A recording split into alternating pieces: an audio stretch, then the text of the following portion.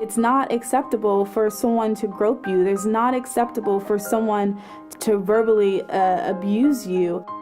Going into certain classrooms, I knew at some point during the day, every class, I was going to be called gay or fag. Whatever makes you uncomfortable, I think, is what crosses the line. Definitely had me feel scared. I would even say terrified.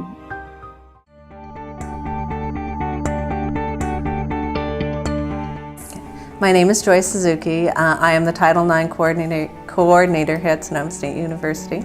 And in that job and in my role as the Title IX coordinator, I work with students. When I work with students, unfortunately, it's when there have been complaints of discrimination or harassment, which also includes gender equity in our sports and our athletics, our STEM programs. Title IX is a very, very broad and far-reaching act. Its focus now a lot of the focus has now been on sexual assaults.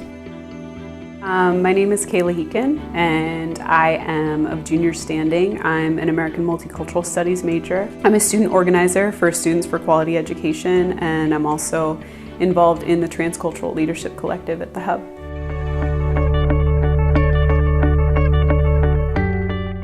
Title IX is part of the Education Act.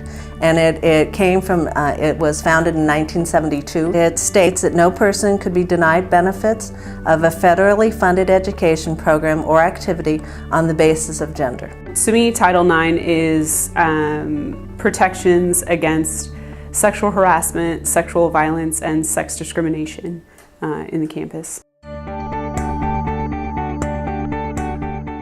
I get a variety of them over the course of a semester or the course of a year. There usually is some complaints by students against faculty, things that are said or things that are done in classrooms.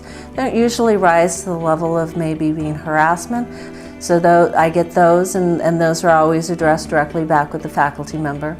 I witness or hear about sexual harassment on campus at least several times a week. I've seen women on our campus be called bitch and whore just walking to classes and be grabbed like physically. I've heard professors use real language or profane language in classrooms that has no place and no context to what they're speaking about. But I think a lot of it is a lot of those side comments to women. I have never had a male come to me and file a complaint of sexual assault. So for all of the sexual assaults that I have dealt with, they all have been male perpetrator, female victim.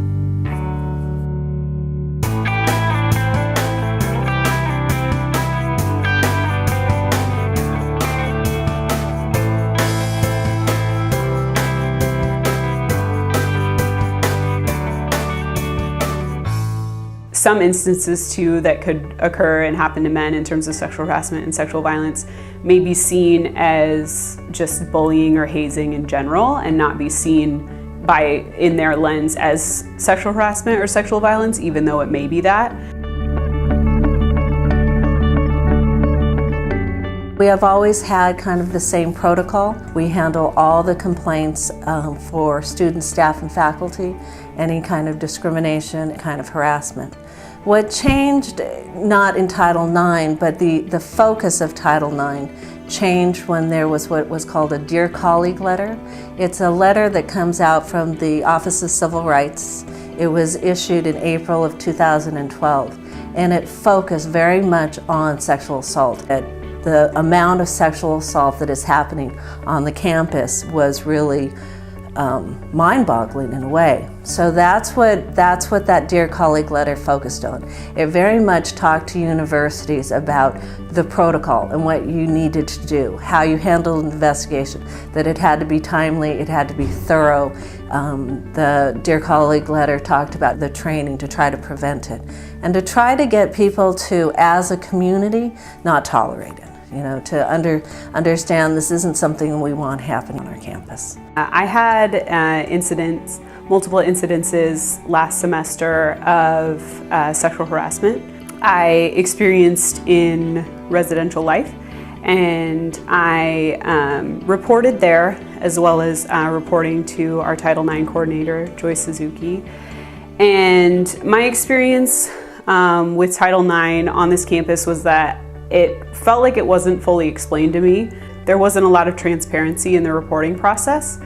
As well, I felt like really missing was an advocate on campus. I felt like I just had the person to report to and not someone to guide me through the process, tell me when people should be getting back to me by, tell me, explaining Title IX, explaining the ways in which my case could fit or could not fit under Title IX based on the investigation and analysis by the coordinator.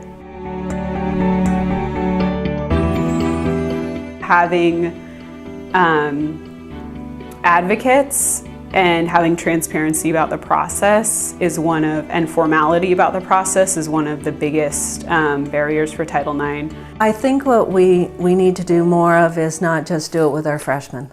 It's when students they're not living in our campus community. They are, juniors and seniors. They are taking classes very specific to their majors. They're not taking classes where you could go in and give much more general information. Then I think that's where it is more difficult to try to figure out how to connect with them.